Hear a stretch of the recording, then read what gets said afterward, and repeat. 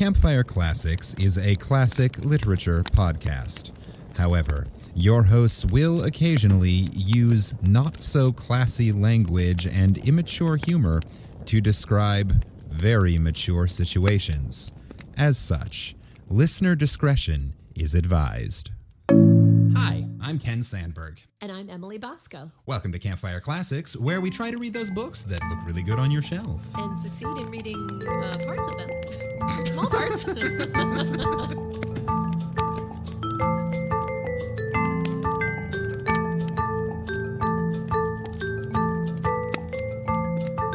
we don't. It's funny because that's the intro. And we don't read books unless the books were very short. We read pages. I think... Look at me poking holes in the premise. You Sorry. have... Well, no, the problem is I think up. you have officially entered the phase of this podcast where you're thinking about it way too much. Oh, okay. You're right. Okay. It's like, yeah, I don't know what to compare it to. I don't know. Observing. Just observing. No, It's but all you're great. right. It's all great. You're right. We are only reading portions of books. True. Although sometimes they weren't even published in books. A lot of these stories were first published in magazines or newspapers. Where we try to read those pamphlets that look really good on your shelf. Yeah. Where we try to read those advertisements that looked really good in the newspaper 138 years ago. It's just a much longer tagline. It doesn't have the, No, yours is much better. We go for pithy over accurate. That seems to be like, it just, I don't know, it works better, I love it. I'd rather sound smart than actually be smart. I think you're both. I think you sound and are smart. Thank you. You're very welcome. Thank you. What do you think, listener? Tell me Show Ken how some love smart in the I am. DMs because I've poked holes in his premise. I really want your messages this week to be full of, Ken, you're so smart. Mm-hmm. We love you, Ken. Oh, yes, we do. We don't love anyone as much as you. When you're not near us, we're blue. Oh, Ken, we love you. Okay, Dr. Seuss. I stole that straight from Bye Bye Birdie. Oh. Oops, my musical knowledge is sometimes woefully inadequate. Oh, Never seen Bye Bye Birdie. Oh, I'm not going to say you're not missing much because I'm sure someone who listens to this podcast thinks it's great, but you're not missing much. It's okay. We can all have our opinions. It's not the greatest musical ever written, but there's some good stuff in it. What, in your opinion, is the greatest musical ever written? Well, it's called Zombie the Musical, and not many people have seen it. It was produced in Philadelphia in the 2009 Fringe Festival, written by a ragtag group of comedians and musicians. Do you know any of them? I do. Comedians and musicians personally? Yeah, I do. Yeah. I know them all. Wow. They were good people, every one of them. Yeah. Strong, salt of the earth, great. American, blue-blooded. Right. Well, I and all the listeners will have Blue-blooded? to go... Blue-blooded space alien Americans. Blue-blooded. What does that mean? Doesn't that mean like rich? Blue blood is rich. Right? Yeah. Blue bloods, right? Yeah, Okay, Yeah, I don't know why I went to blue-blooded. Red-blooded Americans. Well, I used to also hear this thing in North Carolina about the patrons. It was just that they were blue hairs, but I was like, That's old. That means old, right? Yeah. Okay, yeah. I get those two confused often, although the people who came to see us were mostly rich and old, so both sayings would apply. So they were blue-blooded, blue hairs. Exactly. Yeah. But I was like, I didn't really get it because your hair doesn't quite turn blue when you're old, but I guess it turns that white translucent color. Do you know when it is blue? When it's that kind of gray color and you're seeing the stage lights reflect off of it. Oh my God. You just blew my mind. Guys, I learn so much on this podcast every week. Edutainment. Yep. This is Campfire Classics, an edutainment podcast where apparently we make fun of old people and rich people. No, we're not making fun. I just didn't know where the term came from. Fortunately, there aren't any rich people who listen to this podcast. Because they have better taste. No, I would love. No, I bet you somewhere out there, there's someone like stroking their pet tiger, just drinking a glass of the world's finest champagne in like a gold bathtub. Like, oh, that Ken, he's so funny. All right, Catherine, listen. I assume your name is Catherine. Miss Hepburn. Catherine Hepburn. Catherine Hepburn is one of our patrons. She came back from the dead just to listen to this podcast. She's like, I listened to it, I did. And she brought her pet tiger and gold bathtub with her, apparently. That sounds about right to me. All right. That's how I like to envision her. All right, Catherine, I don't think you have blue hair, and I'm sure that if I cut you, your blood would be red, just like anyone else. Right. Even though I'm not sure what your standing was during the communist scare. I don't remember if she was one of those actors who got questioned. Oh, yeah. Wait, did they say something about communists' blood was a different color? Well, it's the idea is that true red-blooded American the thing. Bleed red. Like, duh, we all do. And apparently they're pirates, yar. Yeah, which is weird because I would think like communism, their color is red. Communists are red-blooded. Right. Americans are also red-blooded. People are red-blooded. It's what we do. Red, white, and blue. I bleed red, white, and blue. Which really just means I'm super anemic about a third of the time. So welcome to our literature podcast. Wait, let me try to do a really cool segue. Okay. So Ken, is our author this week a red-blooded American or are they from another country? Such a bad segue. I tried. Did it sound smooth and natural? Our author this week is an American. However, she is a Marxist feminist. So I don't know if I'd call her a red-blooded American. She's a dirty commie liberal. Great. Just my type of gal. Yeah. So, dear listener, if this is your first time listening, and if we're doing our job right, every episode is somebody's first episode, although our numbers don't bear that out lately. Don't tell them that. So if this is your first time listening, what we do here at Campfire Classics is take turns reading stories, short stories, not entire books, because that would take far too long. We choose stories that are in the public domain because that's the best way to not get sued by authors. And along the way, we look up words that we don't recognize and we make fun of antiquated dialogue and, accidental euphemisms and the like. Yeah. But before we read the story every week, we like to share some fun facts that pertain to the story, either about the story directly or about the author. In this case, I am going to talk a little bit about the author. This week's story comes from an author that we have read before on the podcast, but not, I think, since Emily has been with us. Lovely. So this will be a new one for you, and I'm just going to give a sort of quick bio. Yay. Her life was interesting, so it'll be a recap for our regular listeners, because you probably have forgotten, and it'll be an introduction. Love it. For Emily.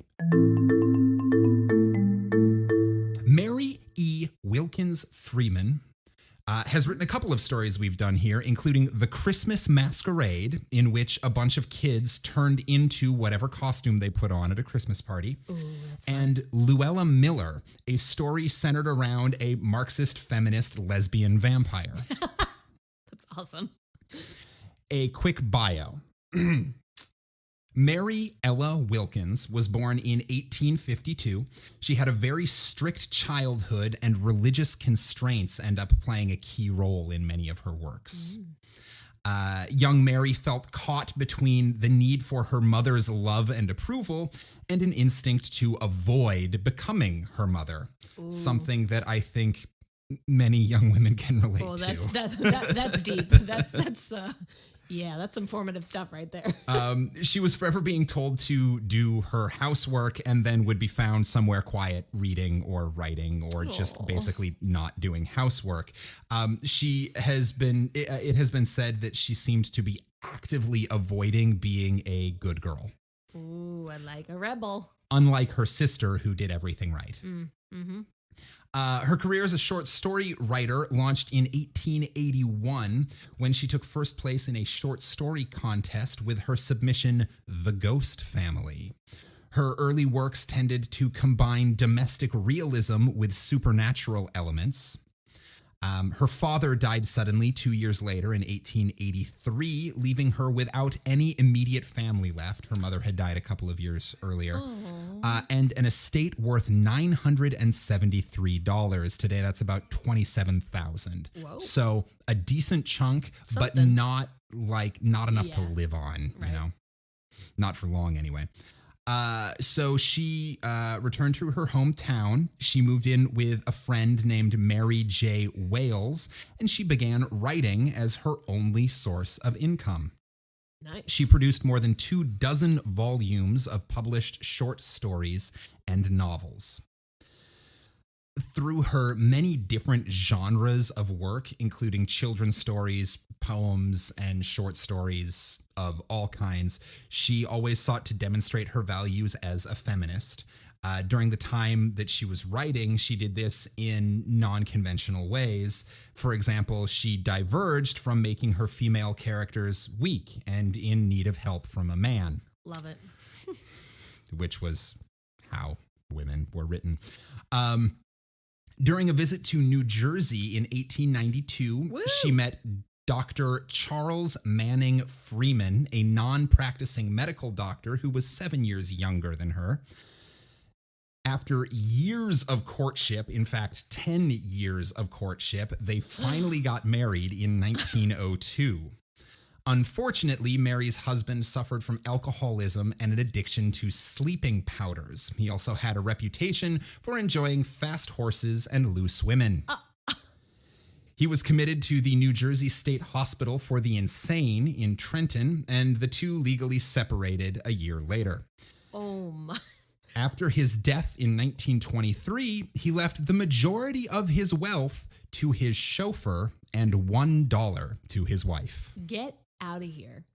I mean, from the beginning, a person who goes to medical school to become a doctor and then does not practice medicine, red flag number one. And then 10 years is a long time not to put a ring on it today. Back then, I'm like, buddy, I'm going to be dead in another 10. You better, let's go. Well, she should have had 10 kids by that point. Well, and she was probably especially feeling it because she was 7 years older than him already. Oh, my God. Okay, so a no good scoundrel. No good scoundrel, alcoholic. Sorry. And medicine is a noble profession, but that's a no good scoundrel. Well, it would be a noble profession if you practiced it. Yeah, right. Do it. Yep. Some of her legacy. In April 1926, Freeman became the first recipient of the William Dean Howells Medal for Distinction in Fiction from the American Academy of Arts and Letters. Ooh. She, in 1930, age 77, suffered a heart attack and died. She's buried at Hillside Cemetery in Scotch Plains, New Jersey. So that's a little bit about Mary E. Wilkins Freeman. Today, you're going to be reading The Shadows on the Wall from her collection of short stories titled The Wind in the Rosebush. Ooh, that's a good title. Let's start this fire.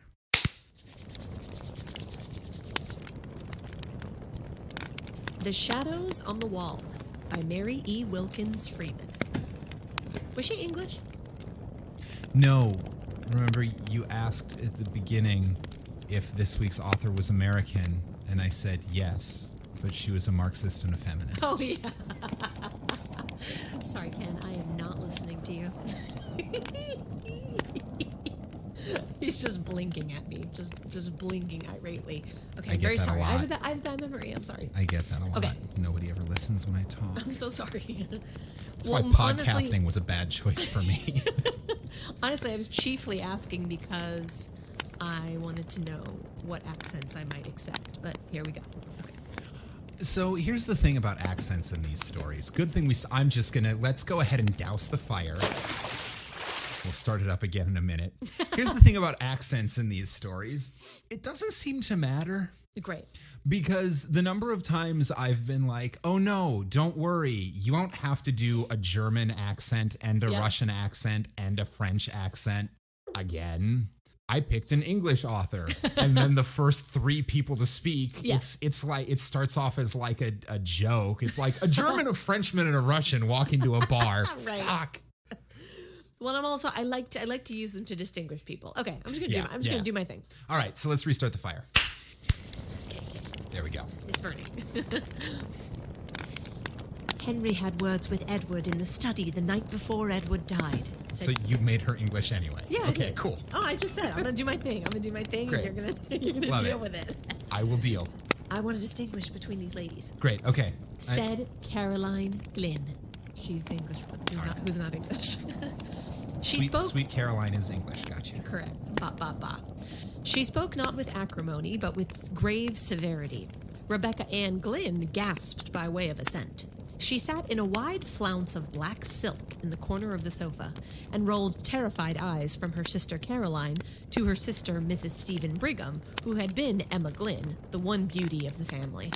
If you, dear listener, like me, are going, I've heard the word acrimony, but I don't remember what it means. It means bitterness or ill feeling. Yes. Thank you for that. Yep.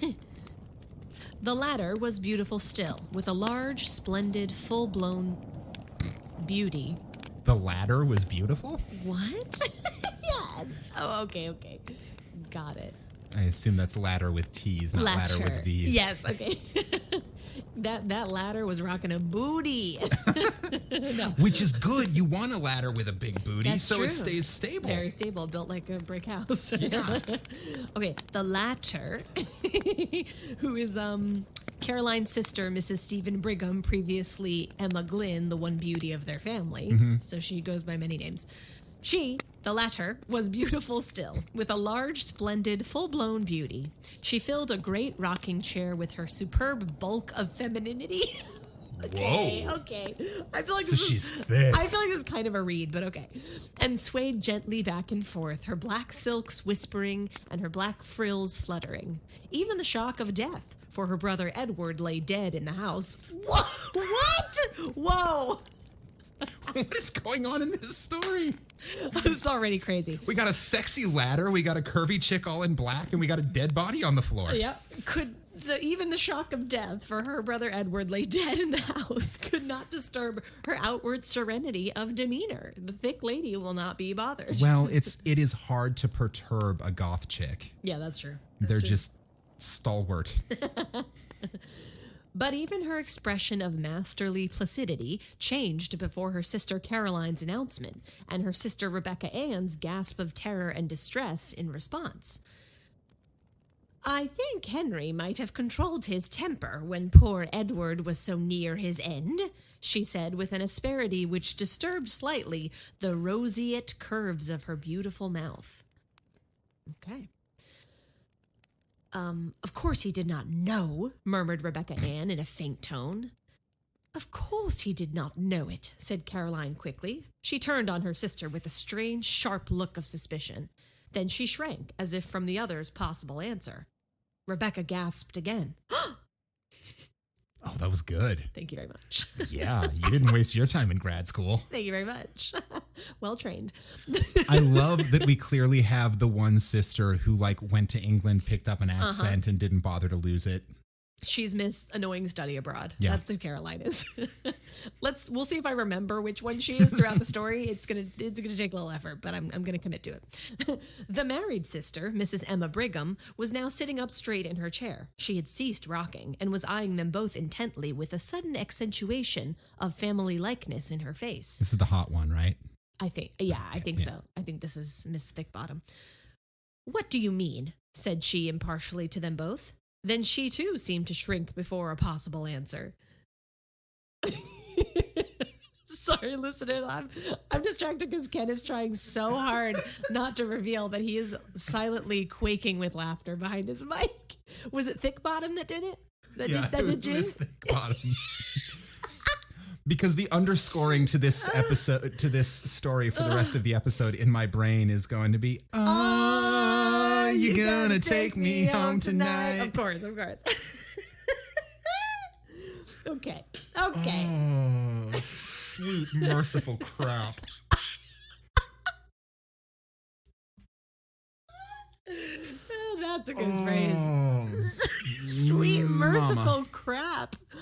Oh, God. Okay, that's good. Okay.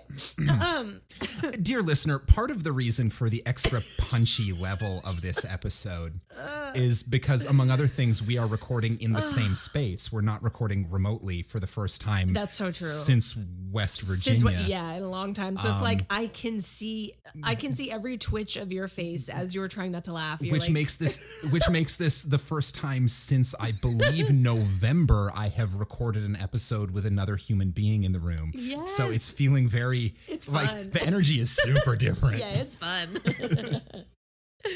Okay. So, what do you mean? Said she impartially. Don't ask me which she. To them both.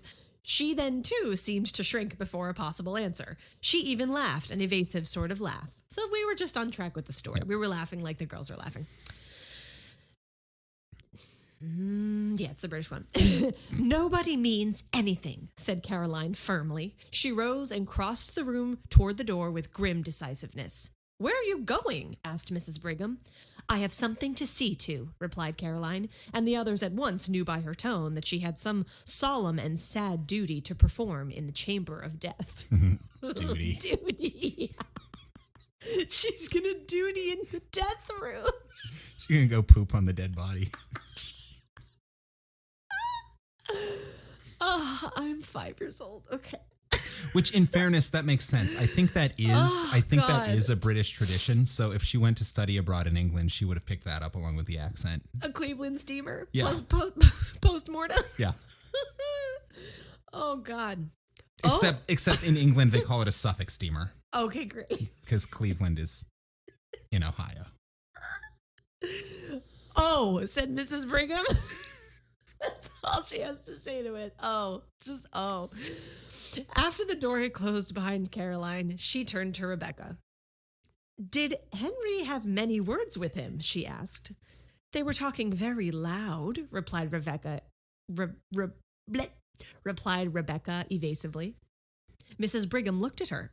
She had not resumed rocking. She still sat up straight, with a slight knitting of intensity on her fair forehead, between the pretty rippling curves of her auburn hair. Did you ever hear anything? She asked in a low voice with a glance toward the door. I was just across the hall in the south parlor, and that door was open and this door ajar, replied Rebecca with a slight flush. Then you must have. I couldn't help it. Everything? Most of it? What was it? The old story. I suppose Henry was mad, as he always was, because Edward was living on here for nothing, when he had wasted all the money father left him. Rebecca nodded with a fearful glance at the door. Oh, Rebecca's a little busybody. When Emma spoke again, was this Emma the whole time? Okay, I don't know. It doesn't matter. Oh, did the British one was the one who went? The British one was the one who went to poop on the dead body, so she's not there anymore. Okay, so just take note, listener. Okay, so this is Emma and Rebecca talking. Oh, poop is funny. Okay. When Emma spoke again, her voice was still more hushed. I know how he felt, said she. It must have looked to him as if Edward was living at his expense, but he wasn't. No, he wasn't. And Edward had a right here according to the terms of father's will, and Henry ought to have remembered it. Yes, he ought. Did he say hard things? Pretty hard from what I hear. What? I heard him tell Edward. They must be from Philadelphia. The city of brotherly love. I can't. I heard him tell Edward that he had no business here at all, and he thought he had better go away. What did Edward say? That he would stay here as long as he lived, and afterward, too, if he was a mind to, and he would like to see Henry get him out. And then, what? Then he laughed. What did Henry say? I didn't hear him say anything, but what? I saw him when he came out of this room. He looked mad? You've seen him when he looked so. Emma nodded. The expression of horror on her face had deepened. Do you remember that time he killed the cat because she had scratched him? All right, don't like this guy. Glad he's dead. Yes. No, he's not dead. This is the other one. Oh, frick. I think. Oh, Which one died? Oh, yeah, Edward died. Henry's angry because the cat scratched him. Yes, Henry had words with Edward in the study the night before Edward died. Okay, so Edward's dead, and Caroline's pooping on him.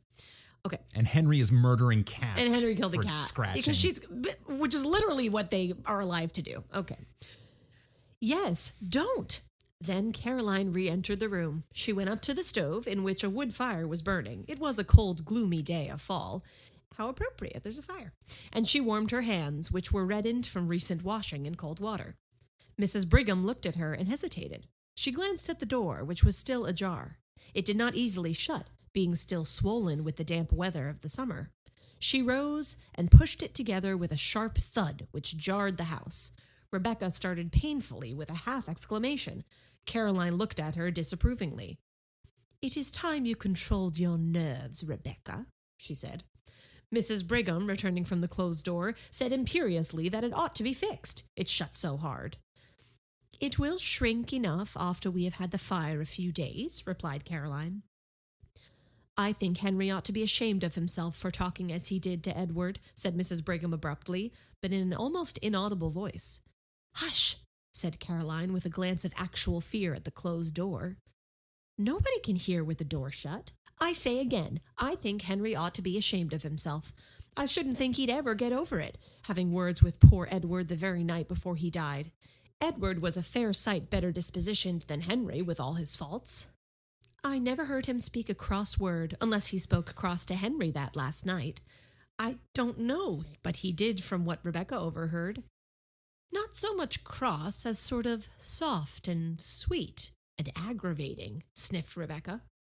Those don't sound like aggravating qualities, but okay. I don't know. If Rebecca's like, what a wuss. Like too sort of simpering and ingratiating. Can be. I guess that's what she means. "What do you really think ailed Edward?" asked Emma in hardly more than a whisper. Henry killed him because he scratched him. Right. She did not look at her sister.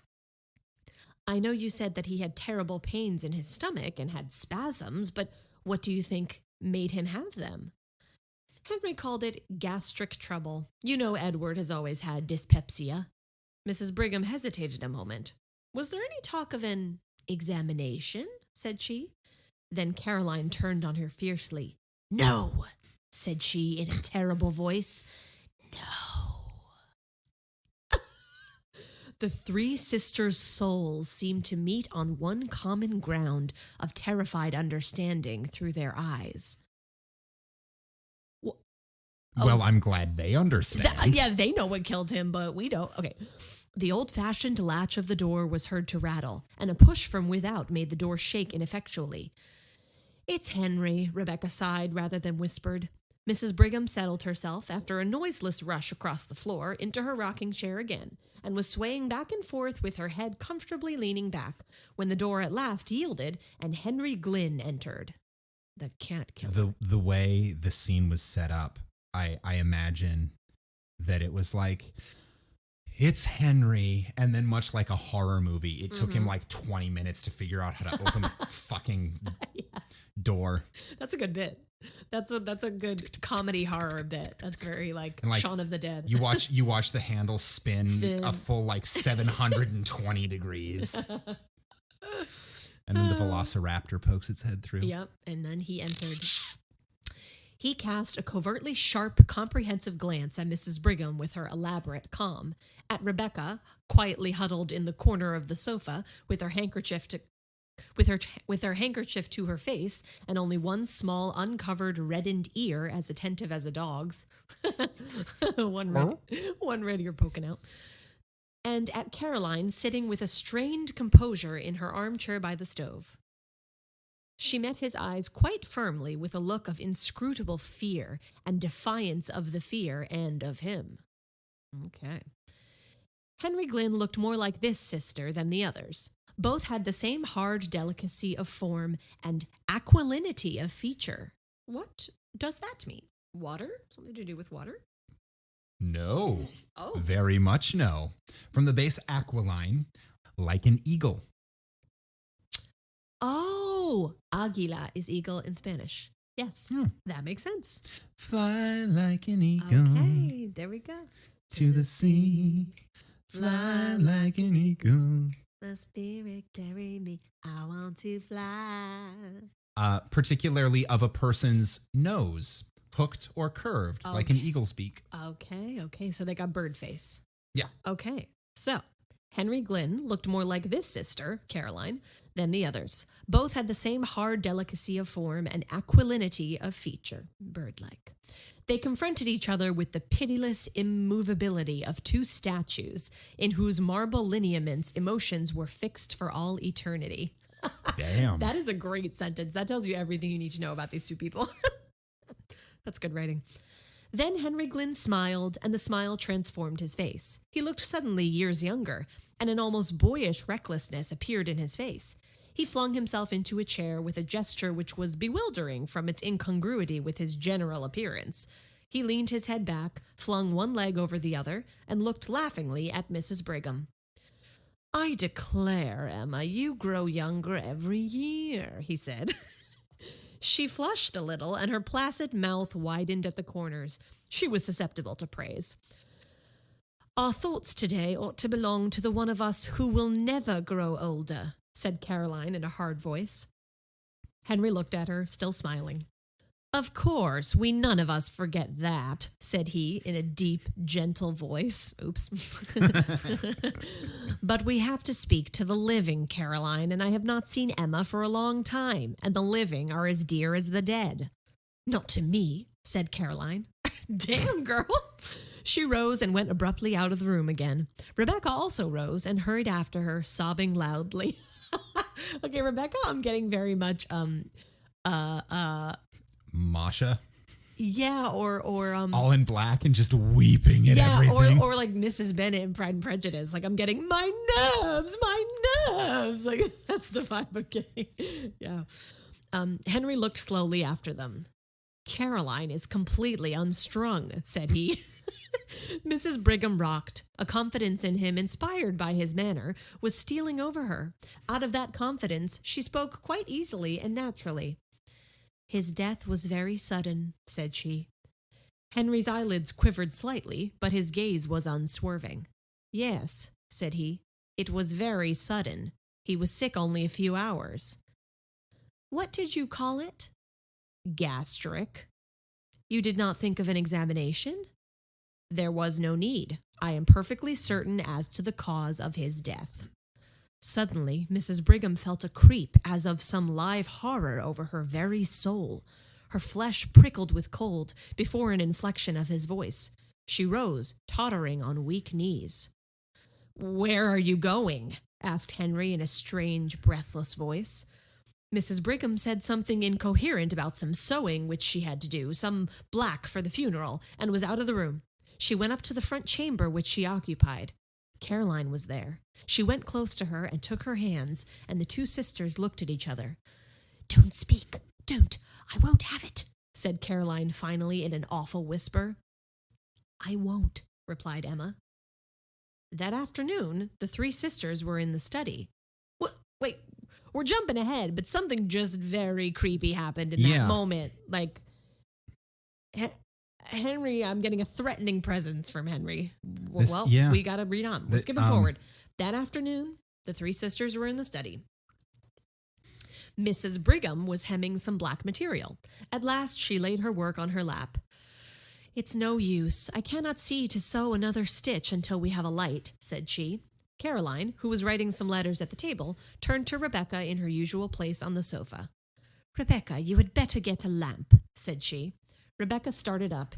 Even in the dusk, her face showed her agitation. "It doesn't seem to me that we need a lamp quite yet," she said in a piteous, pleading voice like a child's.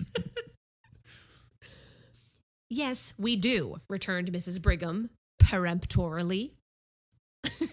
"Okay, I can't see to sew another stitch." Rebecca rose and left the room. Again. Everybody, this is a story about entering and leaving rooms. It is, and being passive aggressive. it feels like a very sort of British comedy of manners. Right.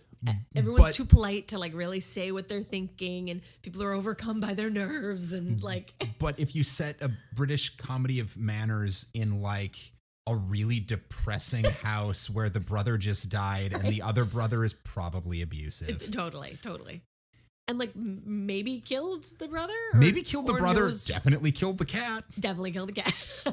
And like knows, no examination of the body. Like, Plus, we're fairly certain that there's gonna be a ghost because one of the dead brother's last words were, "I will stay here until the end of my days and beyond." And beyond, yep.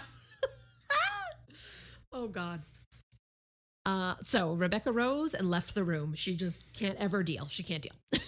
Presently, she entered with a lamp. She set it on the table, an old-fashioned card table which was placed against the opposite wall from the window. That opposite wall was taken up with 3 doors. The one small space was occupied by the table. "What have you put that lamp over there for?" asked Mrs. Brigham, with more of impatience than her voice usually revealed. "Why didn't you set it in the hall and have done with it? Neither Caroline nor I can see if it is on that table." "I thought perhaps you would move," replied Rebecca hoarsely. "If I do move, we both can't sit at that table. Caroline has her paper all spread around. Why don't you set the lamp on the study table in the middle of the room? Then we can both see." Oh my God. This is so sisters. Rebecca hesitated. Her face was very pale. She looked with an appeal that was fairly agonizing at her sister Caroline.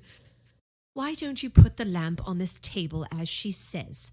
asked Caroline almost fiercely. "Why do you act so, Rebecca?"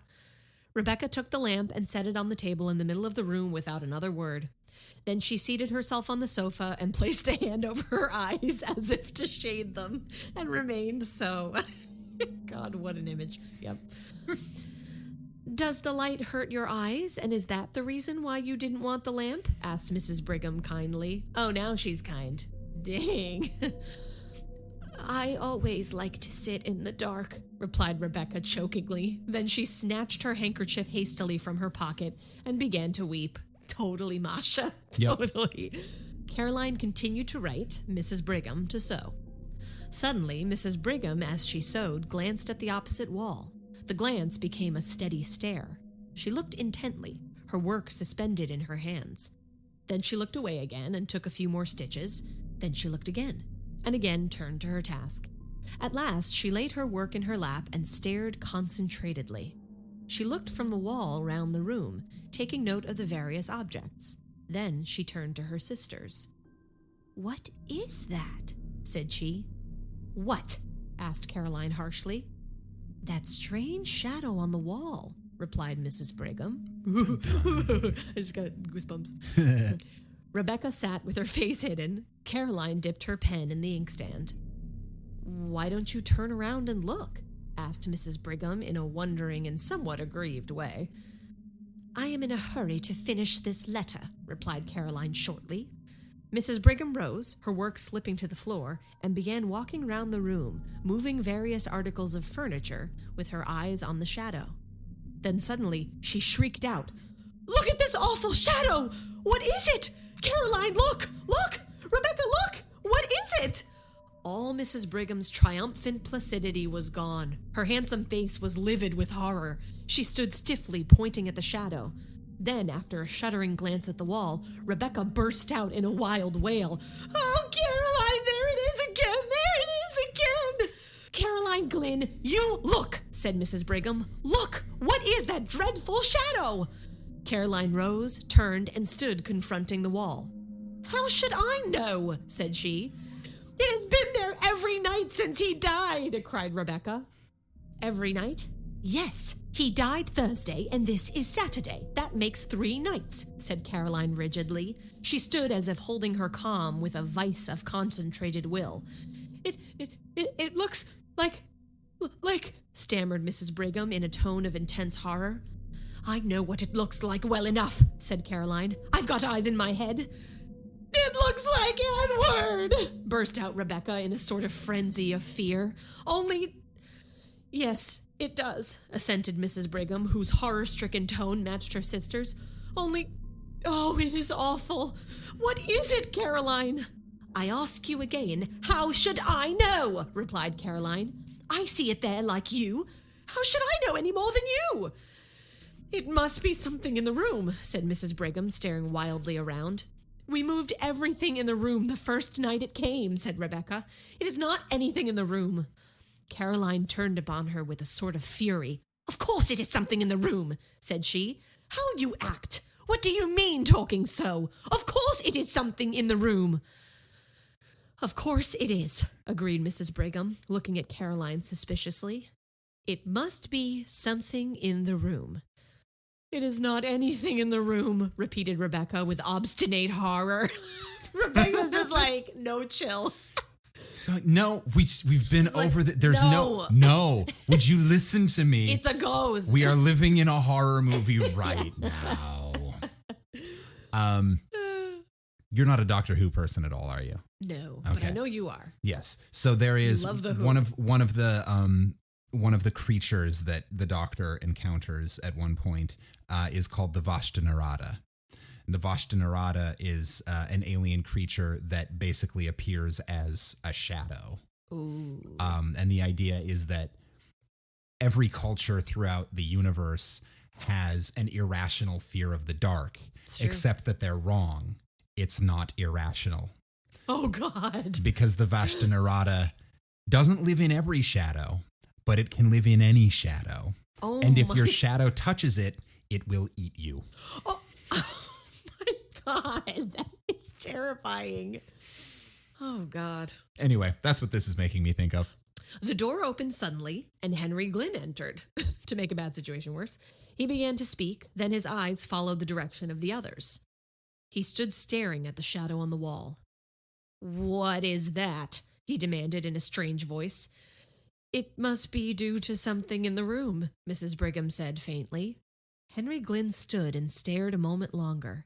His face showed a gamut of emotions, horror, conviction, then furious incredulity. Suddenly, he began hastening hither and thither about the room.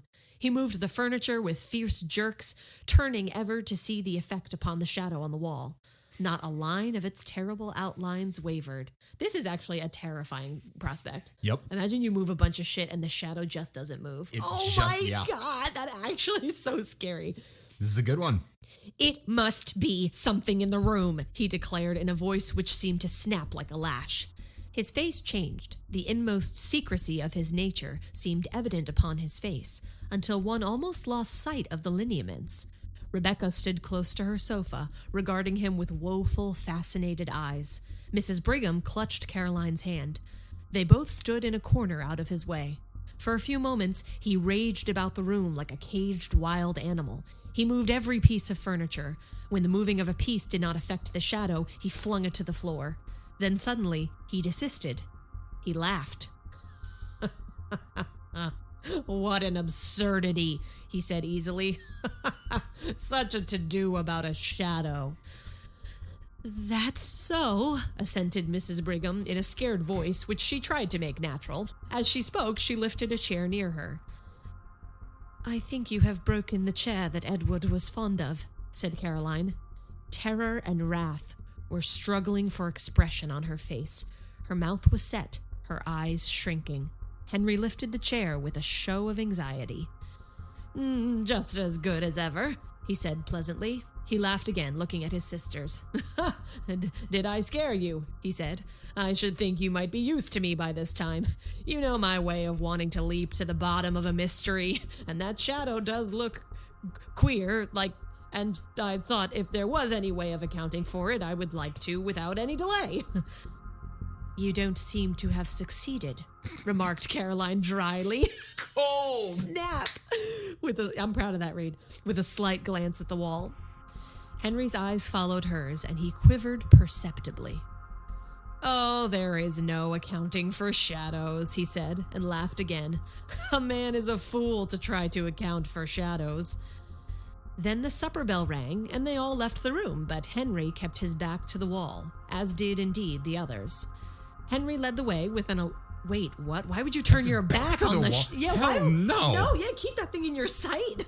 Oh my God. I would not turn my back on that wall. Nope. I would back out of the room and I would lock the door behind me. Absolutely. And then I would burn the house down. Right. Collect the insurance money. Right. And move to Australia. Just leave immediately. Oh God. Don't pack your shit. Nope. But people are stupid in horror movies. They just are. Burn that bastard to the ground. Henry led the way with an alert motion like a boy. Rebecca brought up the rear. She could scarcely walk, her knees trembled so.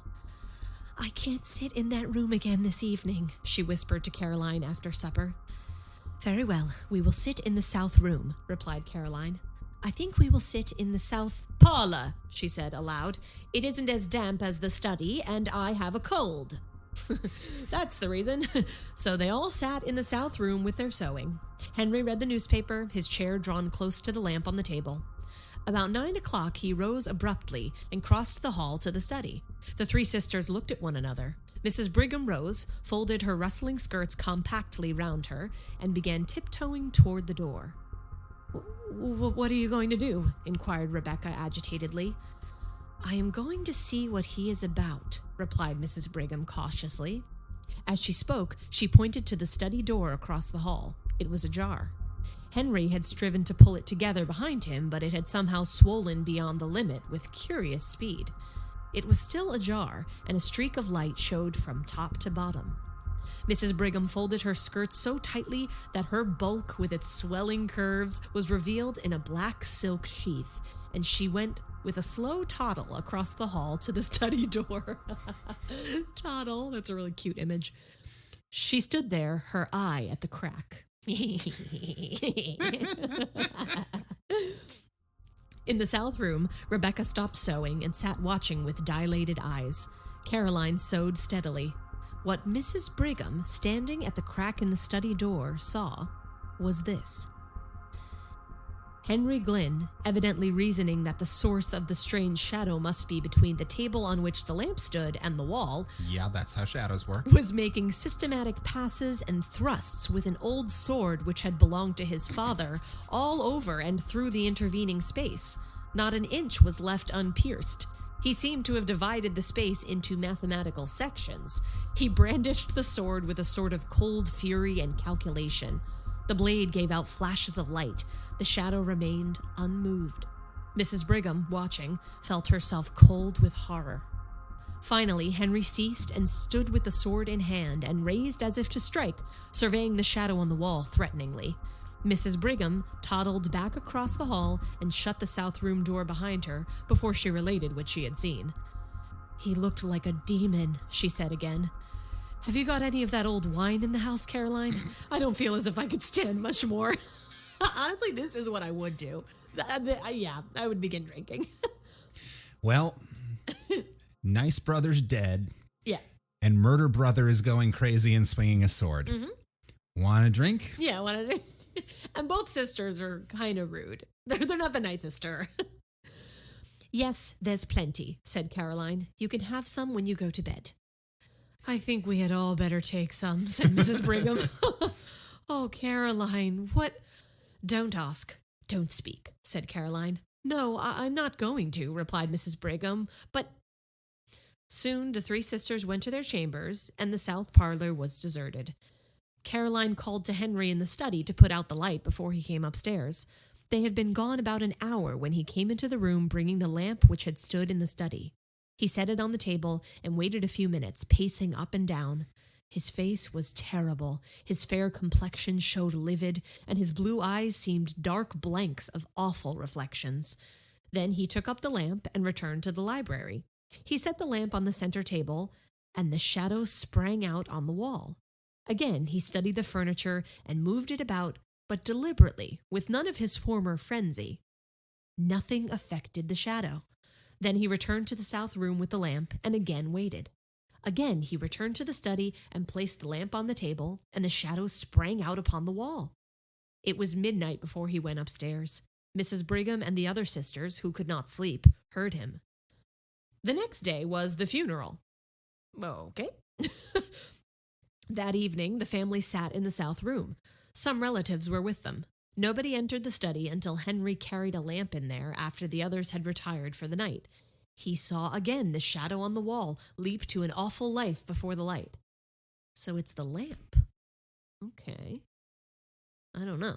But it seems to be only in that room, right? Because he brought it into a different room. And it didn't. And paced up and down and didn't see anything. Right. Okay, yes. Yeah, the ghost is haunting that one room, I think. The next morning at breakfast, Henry Glynn announced that he had to go to the city for 3 days. The sisters looked at him with surprise. He very seldom left home, and just now his practice had been neglected on account of Edward's death. "How can you leave your patients now?" asked Mrs. Brigham wonderingly. Oh my God, he's totally based on the non-practicing doctor husband. The alcoholic sleeping powder addicted. Yep. "I don't know how to, but there is no other way," replied Henry easily. "I have had a telegram from Dr. Mitford." "Consultation?" inquired Mrs. Brigham. "I have business," replied Henry. That's cryptic. Dick. Dr. Mitford was an old classmate of his who lived in a neighboring city and who occasionally called upon him in the case of a consultation.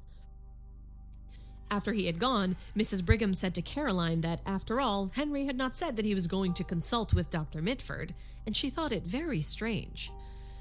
"Everything is very strange," said Rebecca with a shudder.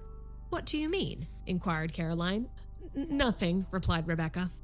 Nobody entered the study that day, nor the next. The third day, Henry was expected home, but he did not arrive, and the last train from the city had come. "I call it pretty queer work," said Mrs. Brigham. "The idea of a doctor leaving his patients at such a time as this, and the idea of a consultation lasting 3 days? There is no sense in it, and now he has not come. I don't understand it for my part." "I don't either," said Rebecca. They were all in the south parlor. There was no light in the study. The door was ajar. Presently, Mrs. Brigham rose. She could not have told why. Something seemed to impel her, some will outside her own. She went out of the room, again wrapping her rustling skirts round that she might pass noiselessly, and began pushing at the swollen door of the study. "She has not got any lamp," said Rebecca in a shaking voice. Caroline, who was writing letters, rose again, took the only remaining lamp in the room, and followed her sister. Rebecca had risen, but she stood trembling, not venturing to follow. The doorbell rang, but the others did not hear it. It was on the south door on the other side of the house from the study. Rebecca, after hesitating until the bell rang the second time, went to the door. She remembered that the servant was out. Caroline and her sister Emma entered the study. Caroline set the lamp on the table. They looked at the wall, and there were 2 shadows.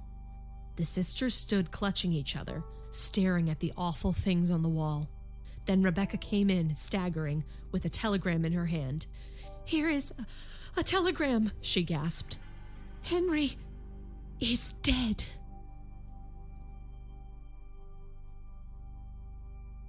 The end. Creep City. That was great. That was really fun. Creepy. Oh, yeah, that was fun. Ooh, 2 on the wall now. But, like, my thing also is, what is this? The shadows on the wall. So there was a hint there in the title that we were going to get more than one. The shadows on the wall. We just didn't notice, because we were only talking about that one shadow the whole story.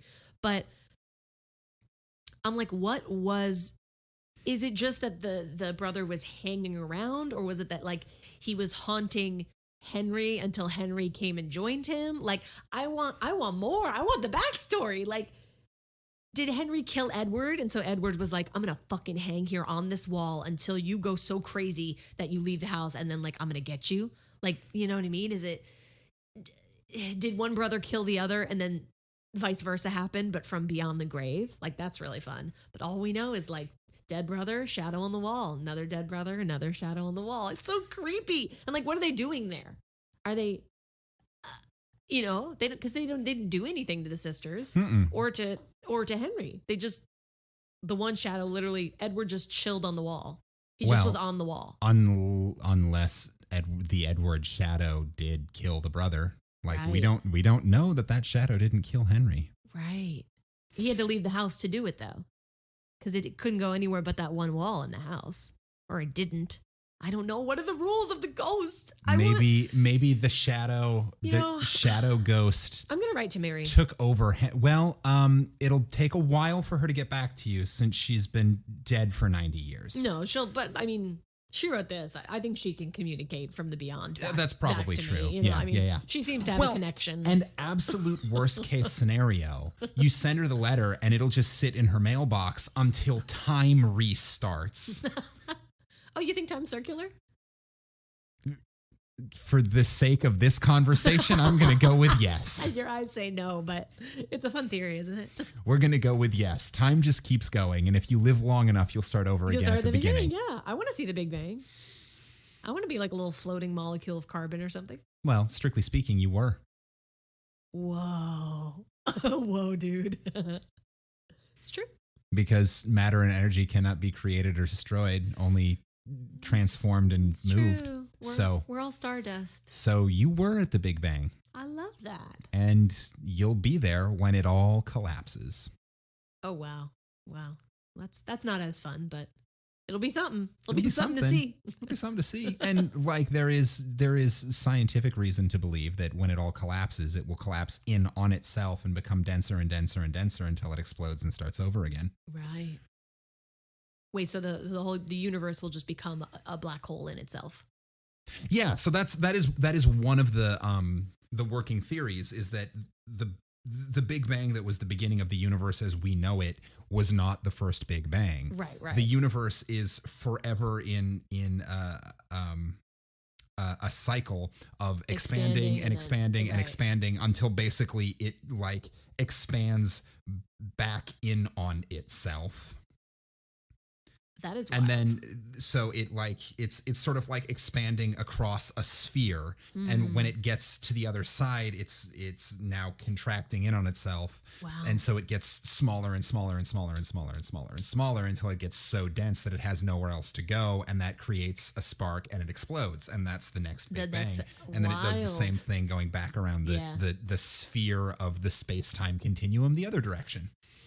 I mean, sounds like a good theory. It reminds me of like a wave that like goes out and then it crests and it comes back in, and then it goes out and it crests and it. I mean, it's a pretty cool working theory. Did you see the film Don't Look Up? No, I did not. Huh. Okay, well then, separate from that, would you like to be around for the end of the world? Yes.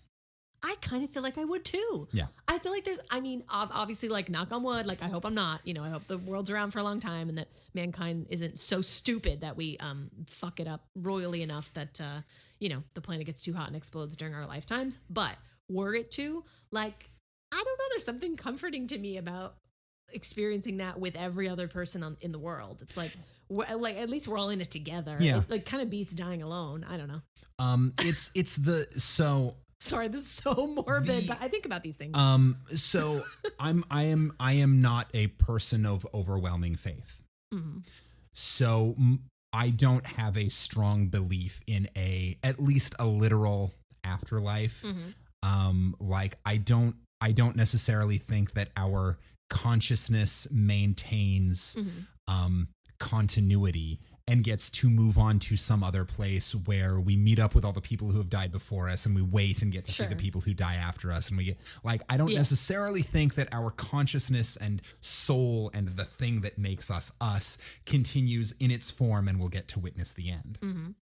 And most of the time that doesn't bother me, because I think that what happens is like, all of that does continue, but what happens is it's sort of fed into the other things in the universe. It's kind of a form of reincarnation in a way.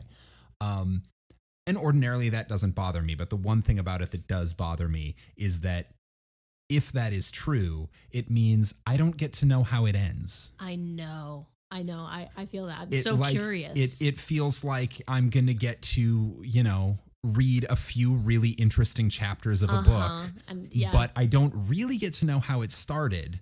And I definitely don't get to know how it ends. I know that is infuriating. That's the one thing. And that's why whenever people are like, so if you, if a vampire came up to you and said, I can make you live forever, but you have to turn into a vampire, I'd be like, Oh, I think I do. I think I'd do it. Yeah. I think I'd do it because Yes. because I'm so curious to see how it all ends. Me too. Did you have to read Tuck Everlasting in middle school or high school? That was like one of our, summer reading books, or I forget. It was in the curriculum somewhere. And the entire point of the book is it teaches you that basically this girl meets, this teenage girl meets this beautiful teenage boy who we're all in love with the actor who played him in the movie version. Sure, naturally. And it was Rory Gilmore before that show. Alexis Bledel. Yep. Amazing, great movie. But the whole moral of the story is his family accidentally stumbles upon the Fountain of Youth in the forest, and so him and his family live forever and they never age and they never change. But the downside to that is they have to watch everyone they love who hasn't drank from the fountain die. Right. So they're all fucked up about it, whatever. And he's basically like, drink the water, stay with me forever. Like, come be my wife forever. And we'll never look older than 16 and it'll be great. And the moral of the book is you're supposed to be like, she chose not to because like life is precious because it's finite and all this stuff. I'm like, I don't know, maybe I'm crazy or stupid, but that book, I was like, no, I would drink the water. I was like, I would absolutely drink that water. I know that's the whole point, is that you're not supposed to want to, but I do. Oh, God. Anyway, so this is a long way of saying, I'm going to get in touch with Mary, and I'm going to find out the end, because this is a pet peeve I have, like movies or books that end, but I'm again, as I'm saying this out loud, I'm like, I got to just learn to let go, but I want the whole story. You know what it sounds like to me? It sounds to me like it's time for you to write a fan fiction sequel. You're right. I am a hypocrite because I left them in medias res, which is to my dozens of hungry readers was pretty unfair. I found them, by the way. Excellent. Oh, I found them. They're there. Oh my God. More on that. Also, dear listener, if you would like to hear a newly penned sequel to The Shadows on the Wall, please let us know. And I'll tell you what, if we get, I might do it. If we get enough responses, I'll push for that to happen. Oh my God, I might do it. This would be a fun way to dip my toe back into writing. Okay, I'm going to think about this. Great. So, dear listener, let us know what you thought about that episode. Send us an email or a Facebook message or a Twitter tweet or a Twitter tweet, or something on Instagram or, any of the social medias. Just look for Campfire Classics Podcast or shoot us an email at 5050artsproduction@gmail.com. And, when you send us that email, please include this week's secret passcode, which is pooping on a corpse. And if you would like to hear the freshly penned sequel to Shadows on the Wall, also include the phrase, just do it. Dang. Pressuring me. Yep. I think that's everything on my end. You got anything to say before we sign off? Are you gonna take me home tonight? Oh, down beside a red firelight.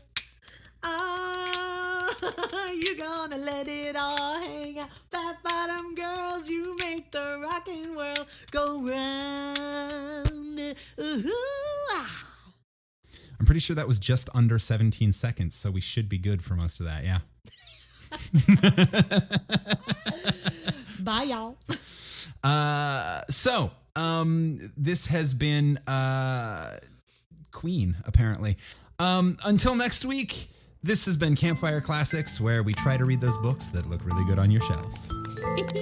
Mostly.